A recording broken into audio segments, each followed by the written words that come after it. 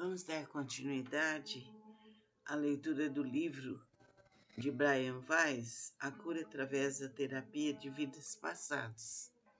Sente-se ou deite-se da forma como você achar melhor. O importante é relaxar bem seu corpo.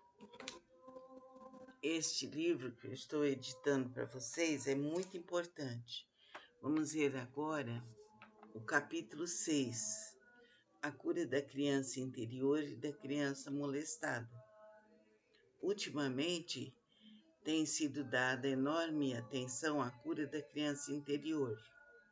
John Bradshaw, entre outros, ajudou a popularizar a técnica de fazer um paciente regredir no tempo através de um estado hipnótico leve e relaxado para descobrir a criança magoada, confusa e vulnerável que essa pessoa trazia no seu íntimo enquanto crescia. Esse conceito evoluiu a partir de técnicas psicanalíticas.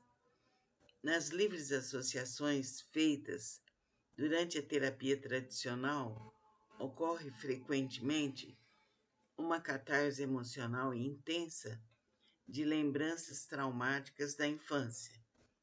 À medida que os pacientes vivenciam esse processo de recordação e liberação emocional, podem ocorrer mudanças terapêuticas e melhora clínica. Quando o sofrimento na infância não foi resolvido e emerge no adulto, é capaz de produzir uma infinidade de sintomas, incluindo culpa, vergonha, depressão, baixa autoestima e comportamentos autodestrutivos. Comportamentos infantis, como pirraça, acesso de raiva e excessiva carência afetiva, são produzidos pela criança interior. Se esse mecanismo não é trazido à consciência, o comportamento desajustado que o paciente teve na infância pode se voltar contra ele mesmo ou contra outras pessoas. Os filhos são especialmente vulneráveis. Descobre-se com frequência que um pai que maltrata suas crianças foi vítima de maus tratos na infância. São várias as técnicas para acessar a criança interior. O ponto comum entre todas elas é a recordação e a liberação emocional de lembranças dolorosas da infância. Nas técnicas da criança interior, que costumam ser eficazes e usadas frequentemente com adultos que cresceram em famílias desajustadas e com histórico de abuso de álcool ou drogas, o contato com as recordações da infância é feito enquanto a pessoa se encontra em estado relaxado. Às vezes, frases ou palavras-chave são usadas para focalizar determinados pontos da infância, dos quais emergem as lembranças mais dolorosas. Desarmar esse tipo de programação negativa é parte vital da terapia. No estado de relaxamento, por exemplo, o adulto é mandado de volta para descobrir a criança que vem carregando no interior de sua psique por todos esses anos. Uma casa da infância lembrada e visualizada, os cômodos, a família e, por fim, a criança pequena. Com o aumento da perspectiva e a compreensão adquiridos com a maturidade, o adulto fala com a criança.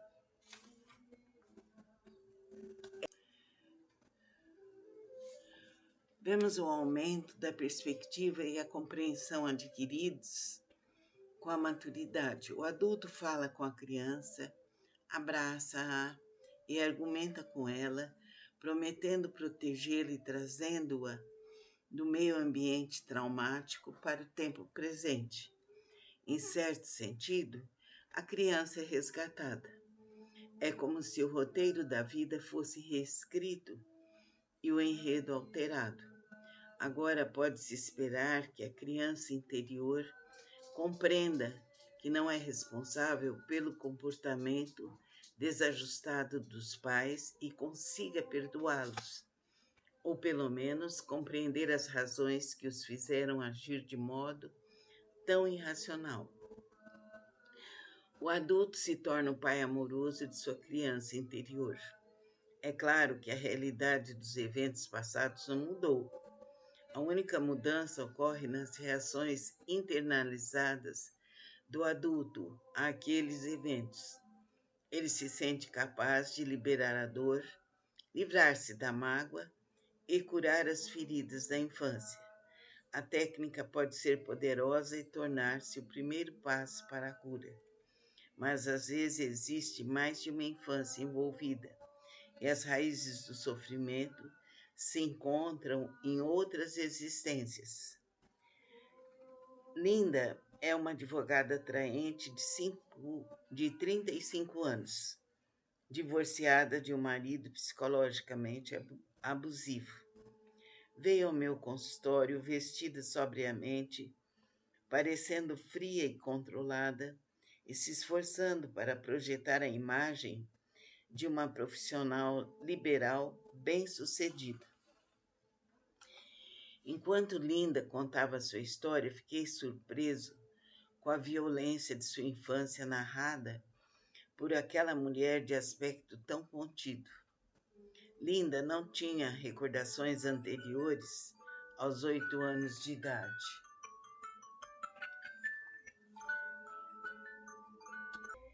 Linda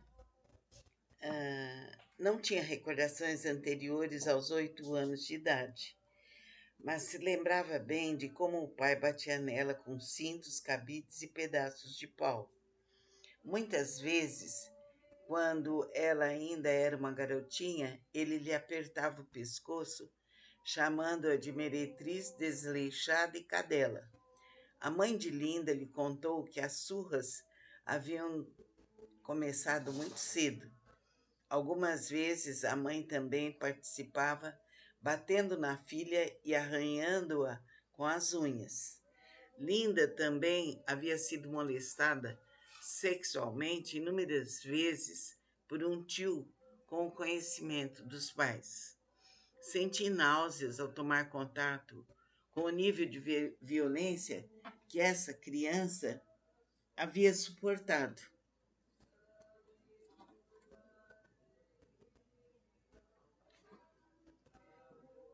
Desde muito cedo, Linda tinha sido tão responsável que assumira o papel de mãe substituta dos irmãos mais novos e procurava protegê-los. Por isso, sofreu o pior impacto da violência paterna. Ela chegou a chamar várias vezes o Departamento do Bem-Estar da Criança para intervir em defesa dos irmãos, mas sem resultados. Os pais negaram todas as acusações. Depois que a assistente social que investigava o caso ia embora, Linda apanhava até quase desmaiar. Na adolescência, Linda apresentou sintomas de asma. Também tinha um medo grave e crônico de asfixia. Não suportava usar nada em volta do pescoço, as golas de suas roupas ficavam frouxas de tanto serem puxadas. Linda tentou fugir várias vezes, mas não tinha para onde ir. Finalmente terminou a faculdade e se casou muito nova, só para garantir que nunca mais voltaria para casa. Durante essa primeira sessão, apesar de minhas tentativas, Linda não conseguia lembrar o que acontecera antes da 4ª série. Não fiquei surpreso. Essa perda de memória pode ser uma espécie de proteção, especialmente quando o passado foi tão violento. Mas no momento em que me procurou, ela estava infeliz. Assustada e cercada por inúmeros sintomas, como pesadelos recorrentes, fobias e súbitos ataques de pânico, bem como um pavor esmagador de asfixia e de que alguém ou alguma coisa lhe tocasse o pescoço. Eu sabia que teríamos de explorar o seu passado. Dei-lhe uma fita contendo uma meditação relaxante e um exercício de regressão para ouvir em casa. Ela ouviu a fita praticando os dois exercícios diariamente. Isso a deixava mais relaxada e ela acabava caindo no sono. Mas seus sintomas e medos paralisantes permaneciam inalterados. Linda chegou para a segunda sessão disposta a tentar a hipnose.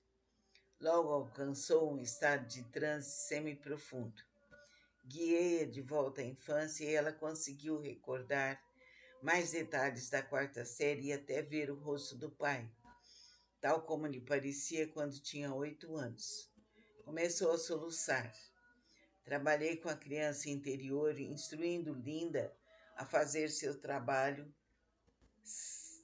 a fazer seu ser adulto, abraçar, conversar, confortar e resgatar a menina vulnerável de 8 anos de idade. Apesar do medo, ela se sentiu confortada. Tentou compreender e perdoar o pai. Em seguida, usei técnicas desenvolvidas ao longo de anos para ajudá-la a liberar os medos e a ver as coisas da perspectiva de um adulto. Conversamos, refletimos, sentimos, projetamos luz e amor, revisamos, analisamos, sintetizamos e refizemos o roteiro. A limpeza da infância de Linda prosseguiu por 90 minutos. Quando finalmente emergiu do estado hipnótico, ela se sentia melhor. Linda voltou a cantar, sua memória melhorou e ela ficou menos ansiosa. Mas sua vida continuava repleta de medos. Permanecia aterrorizada pela ideia de asfixia e ainda não suportava ter nada próximo do pescoço. A asma persistia. Ainda tinha mais trabalhos a fazer. Na terceira sessão, usei uma técnica de indução rápida que produz um nível de hipnose em 30 segundos. Linda foi imediatamente sacudida por soluços e começou a arquear o pescoço. Alguém está agarrando meu cabelo, puxando minha cabeça para trás, gritou. Vão me pôr na guilhotina. Ela foi diretamente para uma experiência de morte. Presumi que estivesse na França, mas ela me corrigiu. Estava na Inglaterra.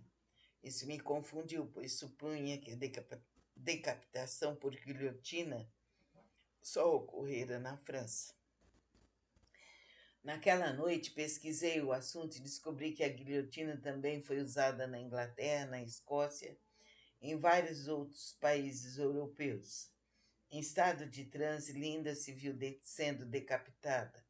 Contou que tinha uma filha de 5 anos naquela existência e que essa criança estava no meio da multidão assistindo.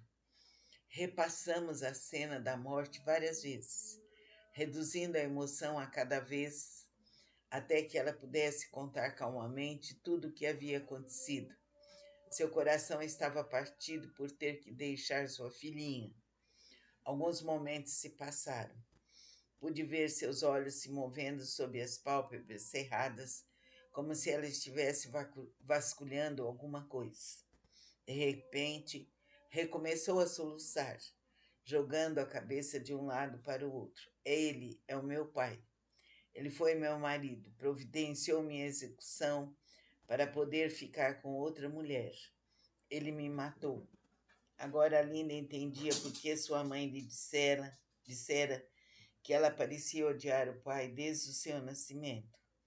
Gritava e chorava sempre que ele a pegava no colo, só parando quando a largava. Agora fazia sentido. Linda relembrou mais 2 vidas passadas. Vários séculos atrás havia sido uma italiana que mantinha um casamento feliz com um homem que era o seu avô na vida presente. Conseguiu ver os dois em detalhes. Tinha sido uma vida plena de amor e ela morrera pacificamente de velhice. Na existência atual, Linda mantém com o avô um relacionamento caloroso e cheio de afeto. Num vislumbre de uma terceira existência, viu-se numa imensa fazenda com montes de feno e um moinho de vento. Era uma velha dama com uma família numerosa. Perguntei a Linda o que ela deveria aprender com essas existências. A não odiar. Respondeu rapidamente, de uma perspectiva mais elevada. Devo aprender a perdoar e não odiar. A intensidade do seu ódio e da violenta raiva do pai os reaproximara na existência atual com consequências desastrosas. Mas agora ela recordava. Agora a cura podia começar. Linda entendeu que tinha imediatamente rejeitado o pai porque ele, dominado pela culpa, vergonha e violência, havia repetidamente rompido numa torrente de comportamentos abusivos. Agora podia começar a perdoá-lo. No final da regressão, pedi a Linda que abotoasse o botão de cima da blusa. Ela o fez sem hesitar e sem um traço de ansiedade ou medo. Estava curada. A cura se deu após 3 sessões. Os sintomas não voltaram.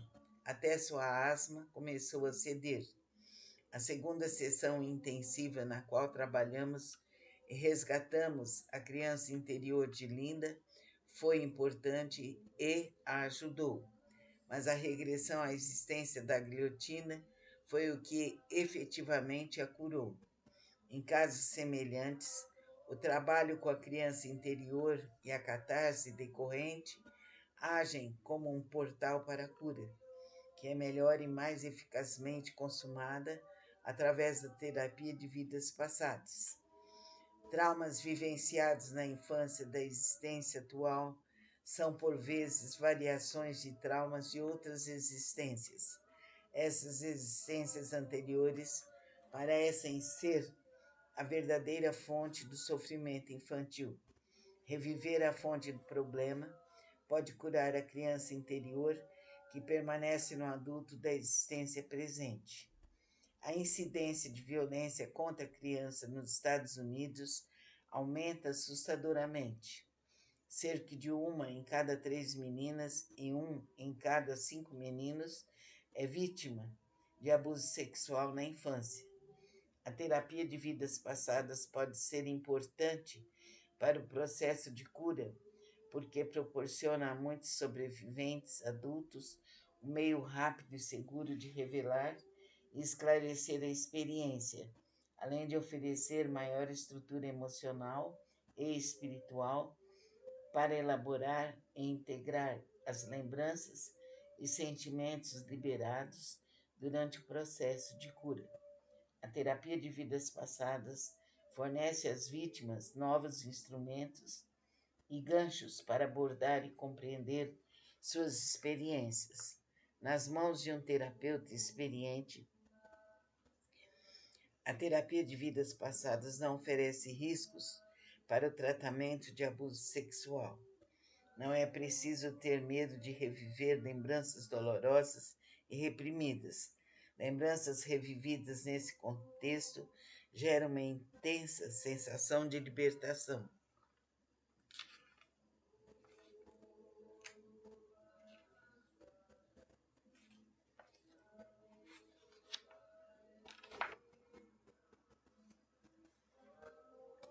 Terminou, Vinícius? Ué, mandei uma mensagem para ela te mandar os arquivos. Aí, ó, essa é a tela a gaveta de aplicativos, tá vendo? Sim, E mas aqui fica cadê só o os seus, ó. Instagram lá? Tá tudo aí, ó. Como que eu faço agora? Psicanálise. Eu já pedi, ela vai te mandar. Ela não. Você não abriu de novo, como ela falou? Não, não tá aparecendo. Não, Não, esse é áudio antigo. Seja bem-vinda. antigo, né? Clica aqui no título parte azul lá em cima, clica bem no título. Aí você vai abrir uma outra página e nessa outra página vai estar membros, links, arquivos. Aí, Olha os links. Tá tudo lá, mas mas não se tem, você ainda não conseguir, carregou. terça-feira eu te ensino direitinho. Não vai ensinar mais, porque já falou. A gente Cadê já... o... Então, eu pedi pra ela te mandar de novo os links pra Você você. escreveu? Mandei no privado dela. Foi eu que mandei essa mensagem. Oi, Valéria, Vinícius, Vou ali eletricista. fazer xixi nesse banheiro de frente, né? É, logo aí. Da Catarina. A gente falou agora há pouco, acho que você vai ter que mandar pra ela os links. Não tá aparecendo. Eu coloquei pra ela agora o Telegram X, que aparece. É a mesma coisa, não sei qual que é a diferença, mas é o Telegram oficial também. Só que ele só tem um X na frente. Então você manda pra ela, por favor, viu? Eu agradeço. Bom dia aí pra você. A terapia capacita a vítima a reconfortar a criança interior dessa existência. Muitos aspectos da vida adulta, especialmente os relacionamentos, são melhorados. Uma lembrança reprimida de abuso sexual pode bloquear nossa capacidade de encontrar alegria, satisfação e intimidade nos relacionamentos adultos. A tendência dos adultos sobreviventes de abuso é recuarem diante da intimidade em seus relacionamentos, numa tentativa simbólica de se protegerem de reviver a dor sepultada. Dr. John Berry, pesquisador do Departamento de Psiquiatria da Escola de Medicina da Universidade da Califórnia do Sul, observou que uma vítima de abuso na infância perde a noção de que pode contar com um protetor caloroso e solícito, uma experiência de que frequentemente nunca se recupera. Em vez disso, essa noção é substituída por outra em que a criança sabe que uma pessoa aparentemente boa é capaz de se tornar má. A sensação de confiança é abalada. O Dr. David Corwin, professor de psiquiatria na Escola de Medicina da Universidade de Washington, observou que sentimentos profundos de privação e de baixa autoestima são com frequência resultados de abuso na infância por parte do pai. Em consequência, essas manifestações e atitudes minam na pessoa a capacidade de autoproteção e de sentir que tem o direito de exigir ser tratada de maneira respeitosa, solícita e apropriada. As mulheres começam a pensar em si mesmas como más, para preservar a imagem de um pai idealizado. A terapia pode, então, ajudar a vítima de abuso na infância a desaprender os autoconceitos negativos e tornar-se sobrevivente em um estado mais pleno. O abuso não precisa ocorrer na infância, na vida atual, para influenciar os relacionamentos do presente. Emily era uma mulher de 43 anos que veio ao meu consultório sofrendo do que descrevia como medos irreais. Tinha ansiedade e acessos de pânico, medo de abandono e uma aversão a sexo, particularmente à ejaculação. Em consequência, seu relacionamento com o marido era tumultuado. Tinha medo desse homem com quem partilhara muito da sua vida. Desnecessário dizer que os conflitos no relacionamento eram resultado desses sentimentos.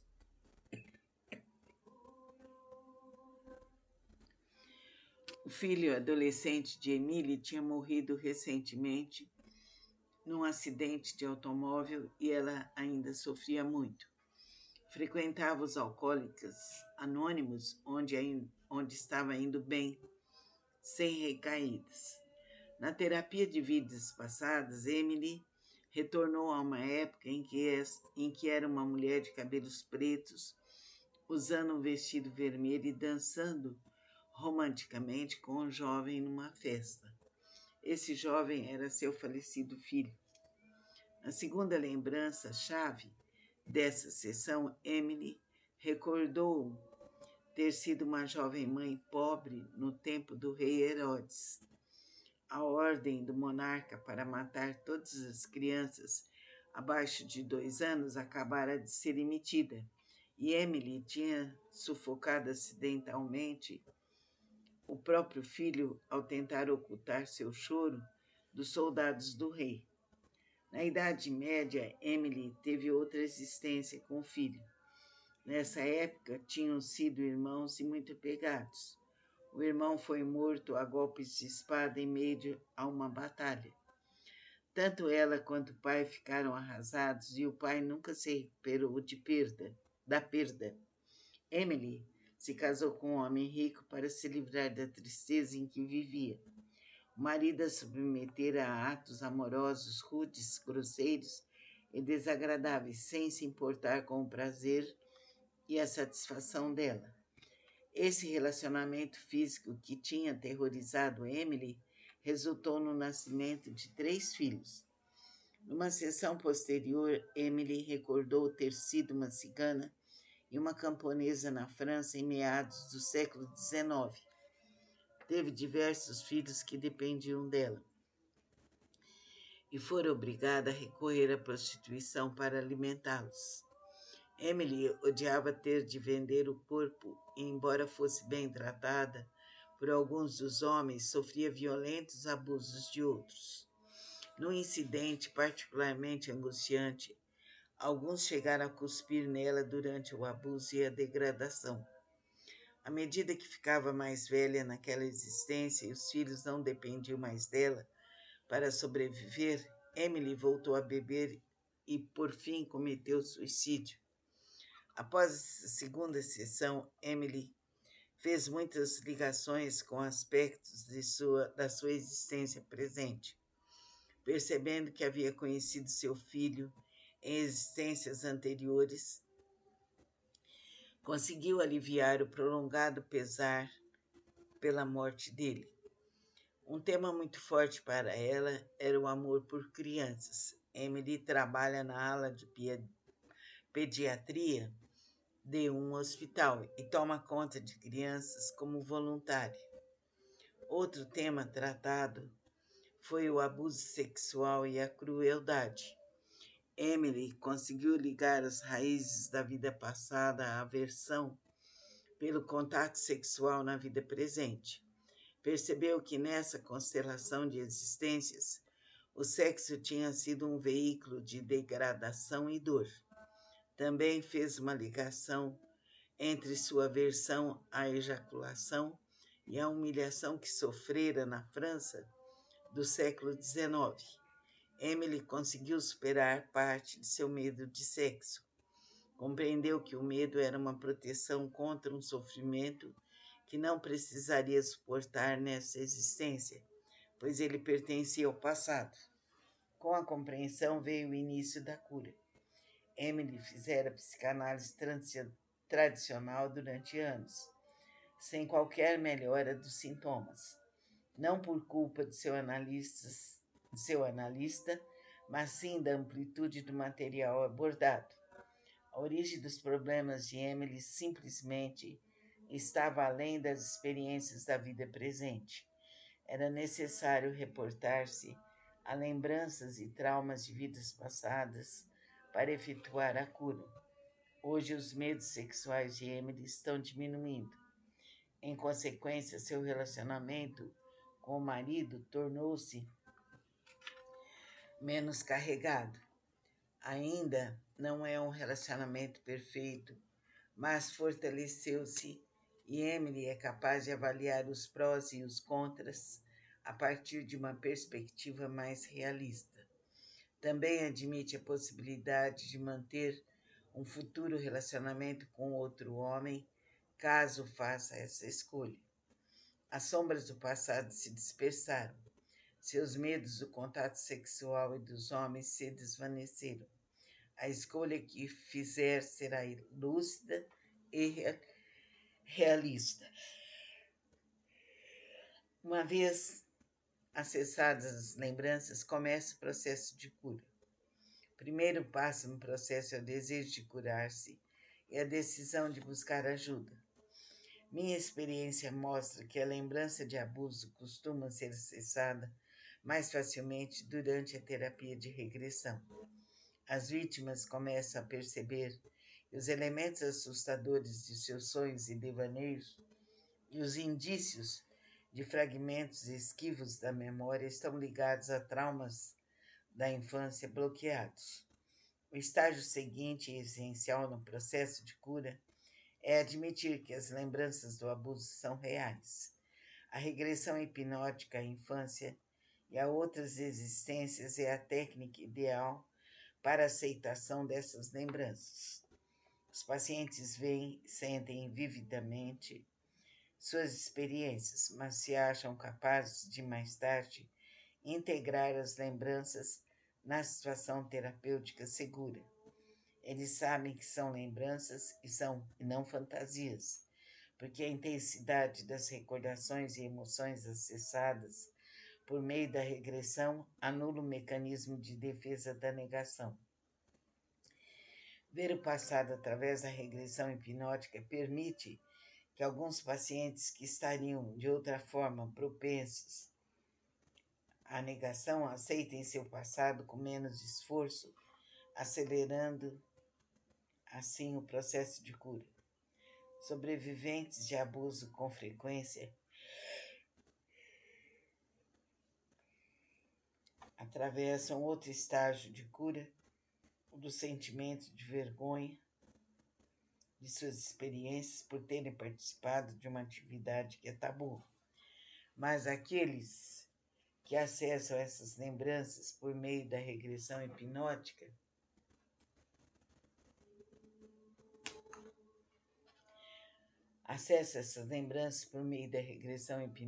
conseguem aceitar com uma maior facilidade o fato de que, como crianças, não eram responsáveis pelo comportamento dos adultos. A lembrança de vidas passadas também ajuda a dissipar a vergonha por explicar as razões pelas quais as fronteiras que deveriam ser impenetráveis nos relacionamentos com adultos significativos foram ultrapassadas. Isso nos leva ao tema altamente carregado da raiva. As vítimas são estimuladas a vivenciar sua raiva em relação ao molestador e a sentir que essa raiva tem poder curativo. A raiva é certamente um estágio que deve ser ultrapassado, mas descobrir que com a terapia de vidas passadas, ela se transforma rapidamente em compreensão.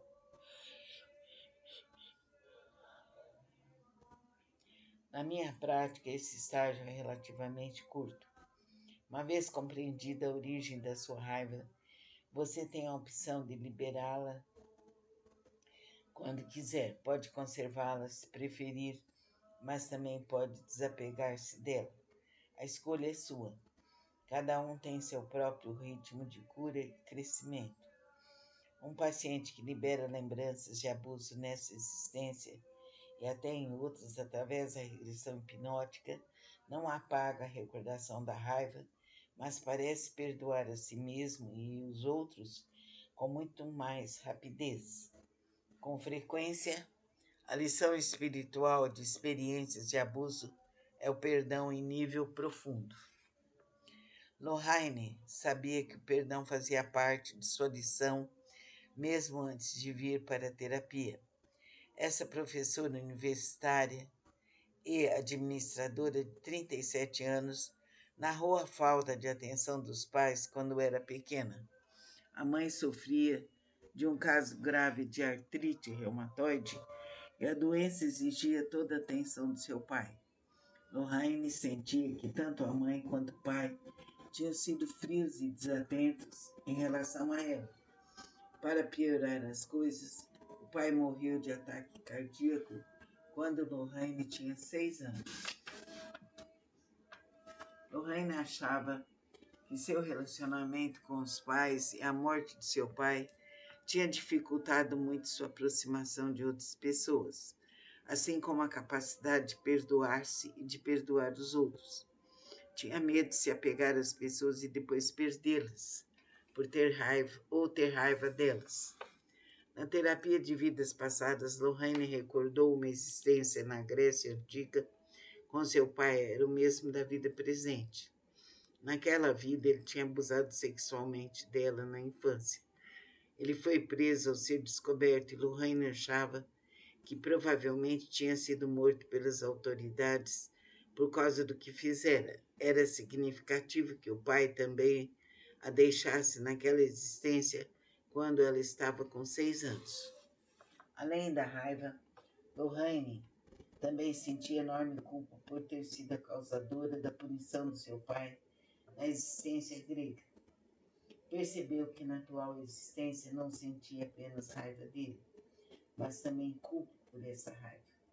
Viu que a origem do comportamento abusivo estava de fato na existência antiga e que tinha de perdoar a si mesma e ao pai para deixar a raiva passar.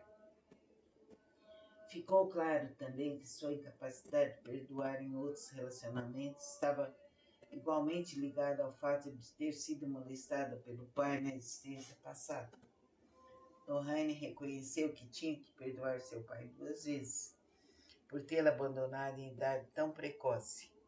Ela está trabalhando nisso agora e se sente muito melhor ao pensar nele. Seus sentimentos, tanto de abandono quanto de raiva, estão diminuindo. Ela tomou consciência da diferença entre um ataque cardíaco fatal e uma prisão por abuso. É capaz de compreender que os comportamentos do pai na existência atual foram o contraponto kármico à existência na qual ele a molestou. Ela acredita que, de certa maneira, o pai foi forçado a abandoná-la de novo quando tinha 6 anos, como uma espécie de reparação pelo abuso cometido na outra existência, mas que, de fato, ele não queria deixá-lo. Também percebeu que o caráter do pai melhorara muito em relação à existência grega. Isso também fez parte da cura.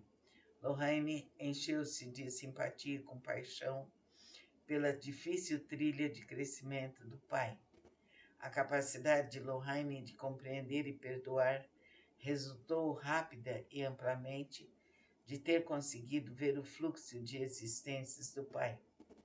O simples fato de entender as razões e o sentido de comportamentos ou acontecimentos dolorosos pode ser suficiente para curar, liberando a raiva e substituindo-a pelo perdão.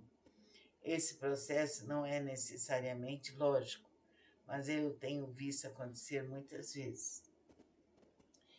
O medo que Lorraine tinha de estabelecer intimidade diminuiu consideravelmente porque agora ela sabe que o abandono e o abuso por parte do pai aconteceram numa situação muito específica.